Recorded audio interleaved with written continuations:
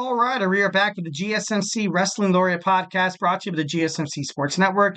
I'm your host, Eric Rodriguez, here every Monday through Friday, 8 p.m. Pacific Time, 11 p.m. Eastern Time, here to talk about everything in the world of professional wrestling. Just going to give a shout out of, a couple of chats we got here. And I got actually a couple of them hit right during the break. So first, I got a chat from my man, Anthony Mazzano. If you haven't watched the show yet, I don't want to spoil it for you for Monday Night Raw and the results. Love that. Thank you so much, my man. But if it's something really juicy that we can dive into, that'd be pretty kind of cool as well. But like I said, I have not checked a single shred of social media, no TikTok, Instagram, or Facebook because I'll definitely love to be surprised 1,010%. I got a chat from my man, Little Fettuccine 68. What's up, my boy? It's been a while since you've been here. It's time for a new leader of the Judgment Day. Okay. Is it time for? Yes, I do agree. Finn Balor, I believe, kind of should start his own singles career. After you saw Damian Priest and Rhea Ripley left, I was like, you know what? I kind of don't want anything a part of this, Judgment Day anymore. But then again, after 6 months of their existence, I did kind of condemn them. I thought a great addition to the Judgment Day would possibly be Bronson Reed to kind of be that new muscle that Finn Balor needed, or Finn Balor absolutely just, cleaning house, knocking out Carlito, JD McDonough, and just kind of starting his own thing would be pretty badass. Got a chat from Anthony Mazzano again. That does not shock me, man. Vince McMahon would intimidate writers because at the end of his run with WWE, he had a tendency to rip up scripts before pay-per-views and the weekly shows. And that's true. That's actually something I was going to mention, during my segment as well, that it got so bad to the point where Vince McMahon literally was such an egomaniac, was such a man who never really cared about anybody else's plans, who would basically hire a bunch of yes man writers. Like, you know what I mean? Every single time you have to write a word or a sentence or maybe even a letter. They'd be like, it had to be approved by Vince McMahon. And it made for bad wrestling. There was obviously a couple of instances, which I'm going to get into right now, where it possibly could have, where it was decent, not the best, but it's actually much more that WWE needed.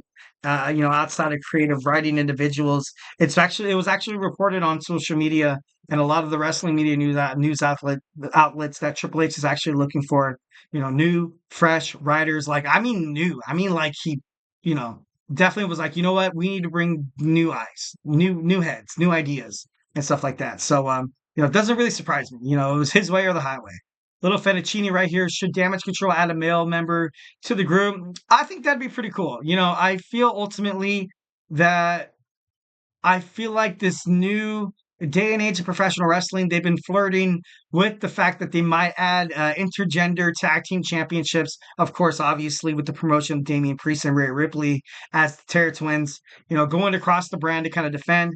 That would be interesting. That would be pretty. I would honestly love to find out, or if you have a couple of suggestions of tag team, or someone who would tag team with Io Sky and Kairi Sane. Right off the bat,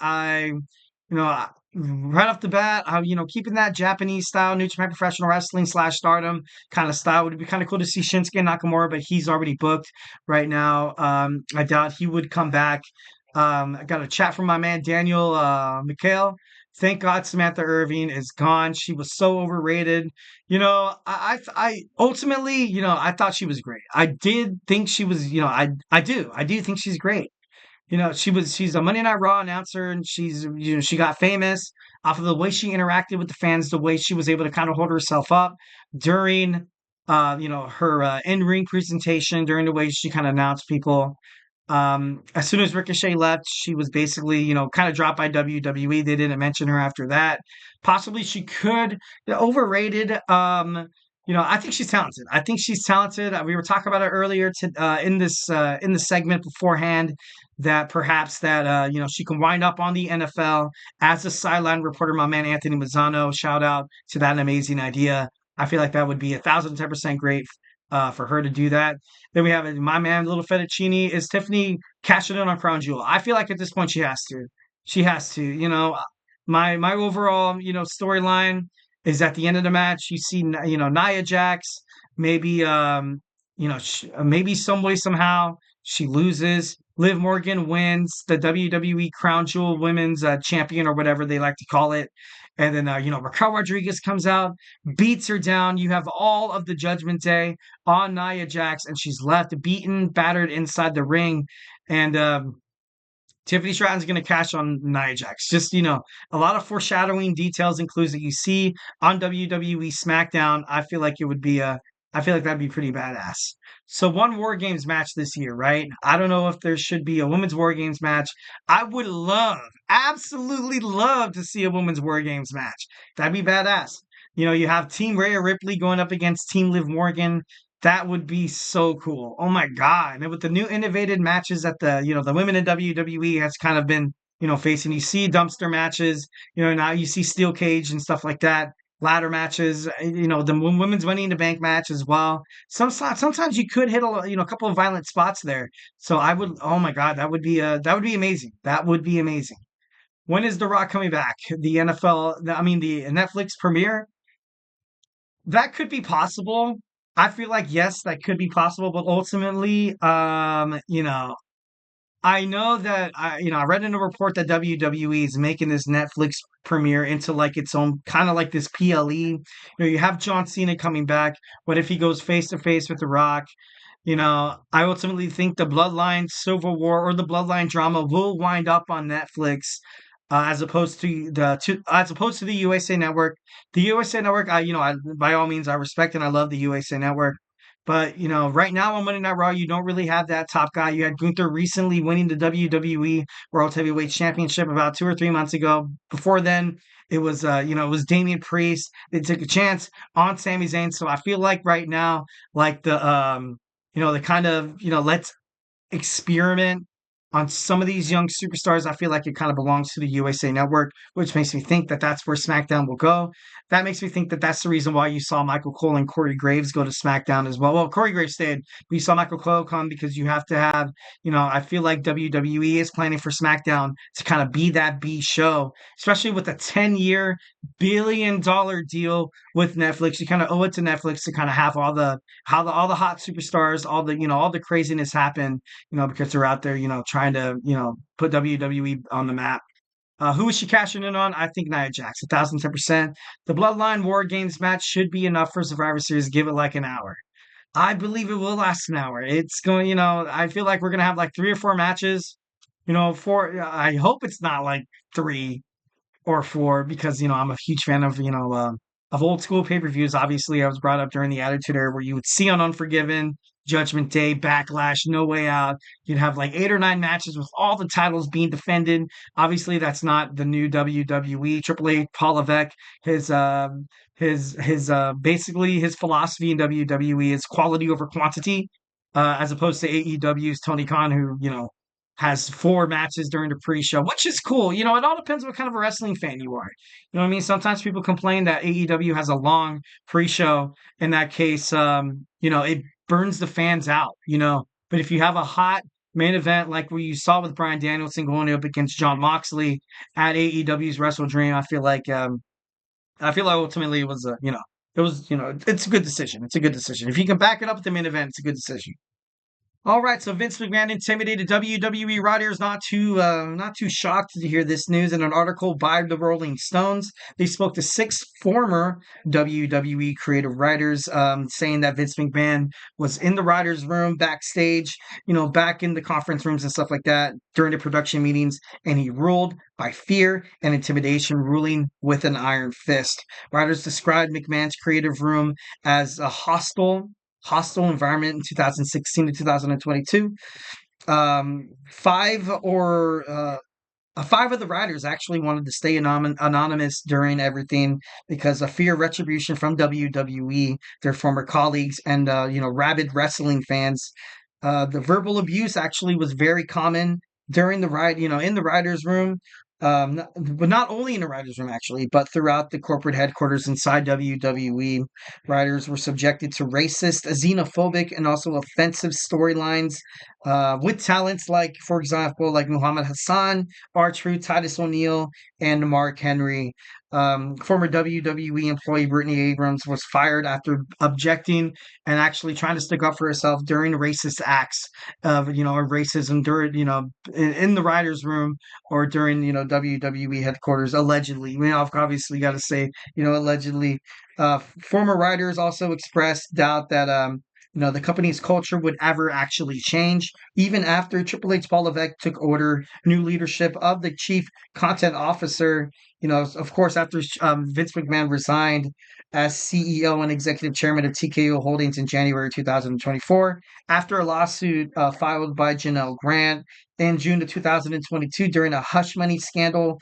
Stephanie McMahon and Paul Levesque took over alongside with WWE President Nick Khan, trying to trying to make some WWE different. You know what I mean?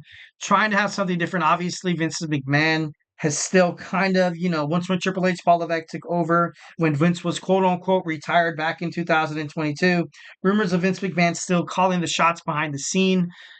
It was possible. It was possible. And and thinking about some of the storylines you kind of saw back then, I remember kind of joking along. My wife's a WWE fan as well. We would watch pay-per-views and Monday Night Raw and SmackDown, where some things would happen, or promo would happen, or a match outcome would happen, and you'd be right off the bat, you'd be like, man, that was Vince. That was Vince. Oh, that was Triple H. That was Vince. Oh, that kind of thing. That sounds like, that kind of seems like something Vince McMahon would do. Just the fact that you can kind of tell the discrepancy between the two, meant that WWE should have let Vince McMahon in the dirt a long time ago in terms of, creative abilities and stuff like that.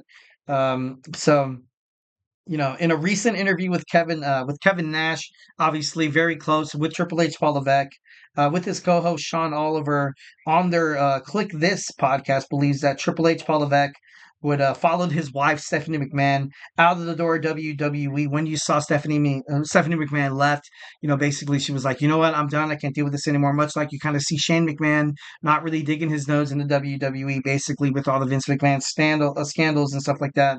But Paul Levesque was ready to leave, and Vince McMahon was ready to kind of assume charge of WWE. And it's been documented, it's been reported that Vince McMahon, if this would have never happened, with this whole Janelle Grant case, that he would have never left WWE. He never wanted to leave WWE. He wanted to stay with WWE till probably the day he died. So I guess, with this, filing and this new, with this new creative direction that Triple H Paul Levesque kind of has of WWE, I don't want to be a jerk and be like, maybe it was like a blessing in disguise that this happened. Obviously, you don't want to be insensitive to like any of the family members of the McMahon family. But I don't know. It just seems like this new take that professional wrestling had. Vince McMahon back in the day, a lot of bad stuff. A lot of bad stuff. I don't know if any of you guys watched that Netflix documentary. A lot of bad stuff. Also, he was the main reason why why professional wrestling turned out to be so mainstream. So at the same time, like you hate him for being the man he was. But I would say probably in the beginning of his career. But at the same time, at the beginning of his career, he did some messed up too. I don't know. It's kind of like kind of like grabbing a double-edged sword. Like whatever side you grab is, it's gonna cut you. It's gonna make you bleed. It's gonna hurt. So it's kind of crazy. Kevin Nash also said in the backstage of the WWE environment. And he said it's night and day different. It's night and day different. So obviously those reports of Triple H Paul Levesque not really changing the environment of racism, xenophobic slurs, offensive language in corporate headquarters. I ultimately feel like that I feel like it's wrong. Like don't necessarily, backstage morale. WWE superstars were interviewed. Also, WWE, personnel was interviewed and talked to as well, saying that this is just a different environment. Just absolutely, you see Triple H, Paul Levesque actually just like cleaning house, being like, look, this is how we're gonna handle things. We don't really want things to kind of be lingering over. Any negative publicity. We want all the employees here to kind of feel like they serve a purpose, that they're appreciated, but most importantly, just to feel comfortable to come to work. I know a lot of you people could actually, relate to this. You have a 9 to 5 job or just any job, you want to go and not have to deal with bull spit. Like, you know what I mean? You don't want to deal with like, that one employee who just absolutely like bags on you all the time, or just seems like he's a womanizer. He's too aggressive toward the men. Maybe has a little man complex. Maybe perhaps maybe like some people actually they deserve to kind of get their ass kicked when they're younger to kind of shape them up. Maybe some person never got that beating. Like I'm just kidding.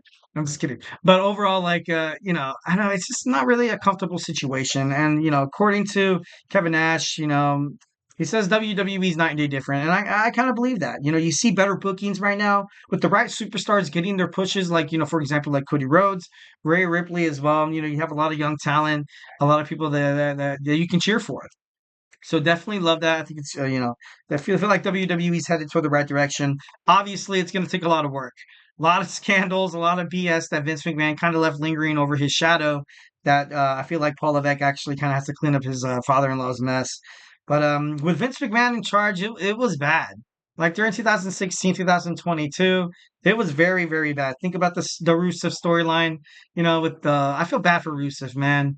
I feel like Vince McMahon kind of had the hots for Lana, or allegedly. So he would like just put her in these kind of sexual demeaning roles where she would make out with Bobby Lashley, Dolph Ziggler.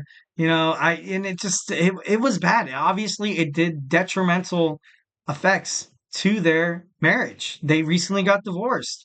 But then again, like who could basically live with like watching your wife make out with one of your colleagues on on live TV, at your work, you know what I mean? Like it's not easy, and it plays a factor. And I'm not saying that's the reason why they broke up, but it definitely would serve a lot of hostility toward them, because you can never really look at your significant other the same. Obviously, there are actors, out there in Hollywood that like you can see somebody like I don't know, but a lot of people are different. A lot of people are different.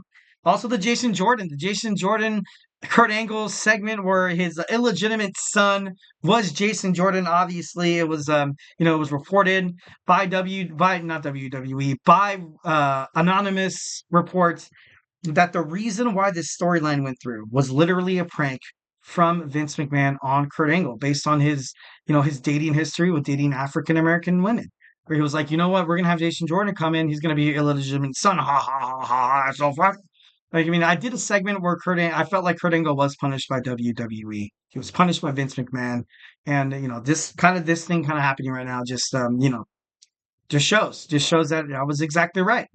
And not much of a surprise based on basically on who Vince McMahon, or who Mr. McMahon was, and that's kind of heartbreaking, kind of crazy. And then you also had that Roman Reigns push where he was being forced down the throats of WWE fans. No one wanted to see Roman Reigns win. He peaked too early, and it wasn't Roman's fault. It wasn't Roman's fault. And Roman Reigns turned it into a heel, obviously in the beginning of like 2000, and the 2020s was a good deal. I don't think that was Vince McMahon at all. I think that was more of a Triple H Paul Levesque kind of thing. The only thing that kind of, shed light during this whole thing was when Kofi Mania was happening, which was amazing, which was great. He got this push of a future superstar that it was Kofi Kingston, which of course we thought. Then on an episode of Friday Night SmackDown, he took on Brock Lesnar, where Brock Lesnar destroyed him, winning the WWE Championship in under 10 seconds. Once again, killing it. Not killing it in a good thing, but killing the momentum that you could possibly have to kind of redeem yourself as a WWE writer. It's kind of crazy. NXT was only the shining star. Obviously, that was Triple H's baby. Vince McMahon, quote unquote, didn't want to touch it. Didn't want to touch it. You saw NXT stars thrive in NXT, but of course, NXT was a developmental brand. So then you saw some of these superstars come to the main roster, SmackDown and Raw, only to walk into a buzzsaw the hands that was Vincent Kennedy McMahon, who was in charge now of their creative storylines, which was awful. Probably the worst decision anybody could make, to kind of put these young superstars who were getting so much positive information in terms of their career as wrestlers, having Vince McMahon he didn't know what to do with him. And, you see a lot of like Malachi Black, EC3, you saw, Keith Lee, you saw Indy Hartwell come up. You also saw Ember Moon, and it just, the only person that kind of shined was Baron Corbin. Baron Corbin pissed off WWE creative Vince McMahon, and and then he was buried. He lost his Money in the Bank chances, and he was put under like BS storylines like the Constable, Happy Corbin. It was just bad. It was very very bad. It was crazy.